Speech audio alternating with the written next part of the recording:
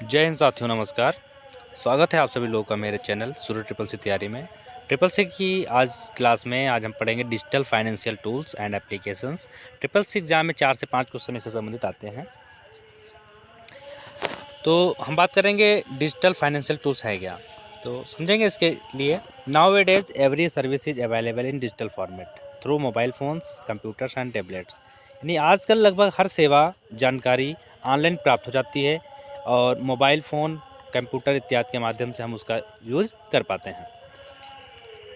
तो ये होती हैं डिजिटल फाइनेंशियल टूल्स। अब हम कुछ डिजिटल फाइनेंशियल टूल्स के बारे में जानकारी करते हैं लाइन बाई लाइन, और एग्ज़ाम में यहीं से क्वेश्चन आपके बनना शुरू हो जाते हैं।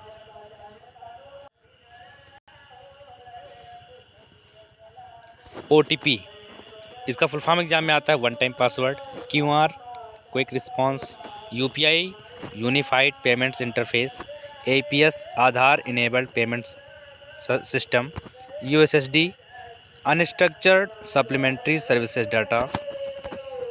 कार्ड, डेबिट कार्ड और क्रेडिट कार्ड जो होते हैं ये भी आपके डिजिटल फाइनेंशियल टूल्स के अंतर्गत आएंगे। E-वॉलेट, ATM, automated teller machine, NEFT, national electronic fund transfer, RTGS, real time gross settlement, IMPS, immediate payment service, Bhim, Bharat interface for money. ये एग्जाम्पल थे आपके डिजिटल फाइनेंशियल टूल्स के। तो ट्रिपल सी एग्जाम में इससे ही संबंधित एक दो क्वेश्चन आपके बन जाते हैं फुल फॉर्म से संबंधित। अब हम टॉपिक वाइज पढ़ते हैं। अब पहले हम पढ़ेंगे UPI के बारे में। एग्जाम में UPI का पहली बात फुल फॉर्म ही आ जाता है। तो यूनिफाइड पेमेंट्स इंटरफेस इसका फुल फॉर्म होता है। UPI के द्वारा एक मोबाइल एप्लीकेशन में ही कई मल्टीपल बैंक अकाउंट को मर्ज कर सकते हैं। यानी अपने बैंक अकाउंट, वो चाहे 2 बैंक में हो आपका खाता या 3 बैंक में हो, उन सभी को हम एक ही मोबाइल एप्लीकेशन में मर्ज कर सकते हैं और उसके थ्रू हम ऑनलाइन पेमेंट रिसीव और सेंड कर सकते हैं। UPI की बात करें तो UPI 2016 में शुरू होता है NPCI के द्वारा। NPCI का एग्जाम में फुल फॉर्म आता है national payment corporation of India. 2008 में ये NPCI शुरू हुआ था। भारत में जितना भी ऑनलाइन मोबाइल के थ्रू ट्रांसफ़र होता है मनी, जैसे गूगल पे, फ़ोनपे, पेटीएम, इन सब की जो निगरानी करता है वो NPCI करता है। तो UPI 2016 में शुरू हुआ था, मोबाइल एप्लीकेशन है। इसके थ्रू हम 1 लाख पर डे यानी एक दिन में 1 लाख का हम ट्रांजेक्शन इसके द्वारा कर सकते हैं और ये 24 घंटे वर्क करता है। अगली बात है नेफ्ट की। तो नेफ्ट का एग्जाम में फुल फॉर्म आता है तो national electronic fund transfer full form होता है। बैंक टू बैंक ट्रांसफ़र, इसके द्वारा एक बैंक से दूसरे बैंक अकाउंट नंबर से हम दूसरे अकाउंट पर रुपए से आसानी से सेंड कर सकते हैं। और नेफ्ट की शुरुआत भारत में 2005 में हुई थी। ये भी 24 घंटे वर्क करता है।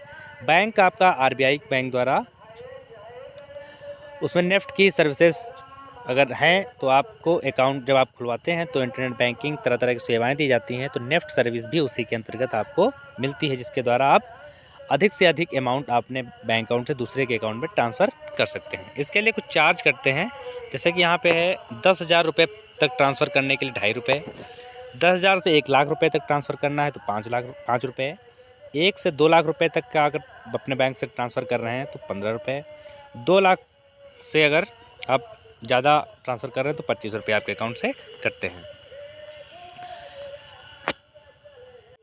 ये सभी की पॉइंट हैं, एग्जाम में से संबंधित कुछ भी आता है और अदर एग्जाम में भी आपके यूज़फुल साबित होता है। भारतीय रिजर्व बैंक नेफ्ट की सुविधा प्रदान करने वाली बैंक शाखाओं की एक लिस्ट प्रदान करता है, जिसका अर्थ है कि व्यक्ति इन बैंक शाखाओं के माध्यम से नेफ्ट ट्रांजेक्शन कर सकता है।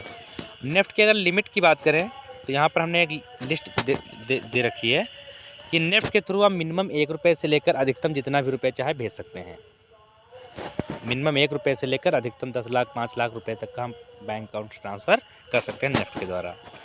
अगला है RTGS का एग्जाम में फुल फॉर्म आता है real time gross settlement.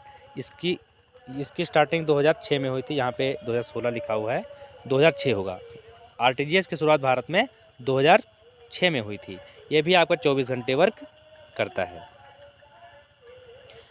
RTGS और नेफ्ट में डिफरेंस ये है कि RTGS में मिनिमम 2 लाख यानी 2 लाख से नीचे आप इसका यूज नहीं कर सकते हैं। 2 लाख से अधिक अमाउंट अगर आपको भेजना है 10 लाख 5 लाख तक का, तो आसानी से आरटीजीएस के द्वारा आप बैंक से एक खाते से दूसरे खाते में ट्रांसफ़र कर सकते हैं। और नेफ्ट की अपेक्षा आरटीजीएस फास्ट काम करता है।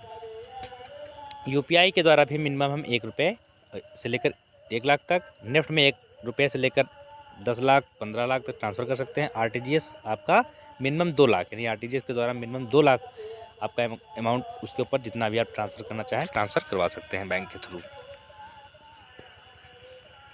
अब बात करते हैं नेफ्ट और आरटीजीएस के बीच मुख्य अंतर की। तो यहाँ पे आरटीजीएस के जरिए आप पैसे तुरंत ट्रांसफ़र कर सकते हैं, वहीं नेफ्ट के जरिए पैसे ट्रांसफ़र करने में 12 घंटे का न्यूनतम समय लग सकता है। इसके साथ ही आरटीजीएस में आप न्यूनतम 2 लाख रुपए तक ट्रांसफ़र कर सकते हैं मिनिमम, लेकिन नेफ्ट में आप मिनिमम 1 रुपये से भी ट्रांसफ़र कर सकते हैं। अब जो CCC एग्ज़ाम में काफ़ी क्वेश्चन इससे संबंधित बनते हैं, तो भीम ऐप है, ये भी यूपीआई के अंतर्गत आता है। भीम का फुल फॉर्म है भारत इंटरफेस फॉर मनी। जब 2000 रुपये की नोट स्टार्ट हुई थी, 1000 और 500 रुपये की नोट बंद की गई थी, उस दौरान भीम ऐप शुरू किया गया था दिसंबर 2016 में। इसकी लिमिट 40,000 पर डे है, यानी 40,000 पर डे आप ट्रांसफ़र करते हैं भीम ऐप के द्वारा। ये भी आपका 24 घंटे वर्क करता है। अगला है IMPS। एग्ज़ाम में क्वेश्चन आता है निम्न में से कौन सबसे तेज़ सर्विस है मनी ट्रांसफ़र करने की। तो IMPS जो है आपकी सबसे अधिक तेज़ मनी ट्रांसफ़र करने की एक मोबाइल एप्लीकेशन के थ्रू कर सकते हैं। यानी अगर आपका कोई बैंक में अकाउंट है, तो उस बैंक से अगर आप IMPS की सर्विस ले रखे हैं, तो मैक्सिमम 5 लाख तक का आप बिना बैंक गए अपने मोबाइल ऐप के थ्रू, बैंक के मोबाइल ऐप के थ्रू किसी को भी 5 लाख रुपए अपने अकाउंट से ट्रांसफ़र कर सकते हैं। मैक्सिमम लिमिट है इसकी 5 लाख। इसकी स्टार्टिंग 2010 में हुई थी। ये भी आपका 24 घंटे वर्क करता है IMPS। इसको हिंदी में तत्काल भुगतान सेवा कहते हैं। ये अदर सभी एप्लीकेशन की अपेक्षा फास्ट सर्विस है।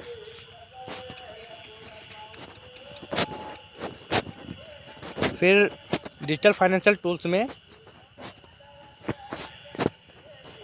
USSD के बारे में एग्जाम में आता है। तो इसका फुल फॉर्म तो आता है ये अनस्ट्रक्चर्ड सप्लीमेंट्री सर्विस डाटा, लेकिन इसके साथ ही USSD के बारे में समझ लेते हैं।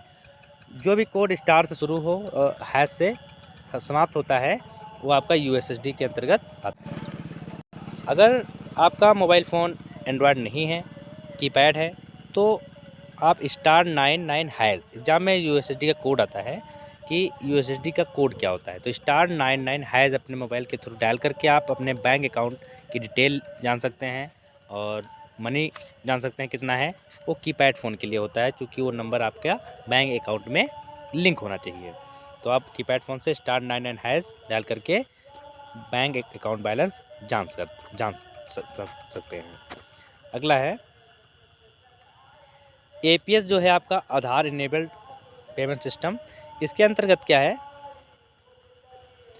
कि अपने फिंगरप्रिंट और आइरिस के द्वारा मनी आप डिपॉजिट और विथड्रॉ कर सकते हैं। APS को हम माइक्रो ATM भी कहते हैं। ये बैंक में तो होते हैं, उनके द्वारा आप फिंगरप्रिंट के थ्रू रुपए निकाल सकते हैं, जमा कर सकते हैं। ये आपका APS के अंतर्गत आता है। ये सभी क्वेश्चन आपके एग्ज़ाम में आते हैं, सबकी एक लिस्ट जरूर बना लीजिए और एग्ज़ाम में आपको 3 से 4 से क्वेश्चन इसमें ज़रूर आपके मिलेंगे। आशा करता हूँ ये वीडियो आप सभी लोगों को समझ में आया होगा और मिलते हैं अगले वीडियो में CCC के कुछ और इम्पोर्टेंट टॉपिक के साथ। जय हिंद साथियों, नमस्कार।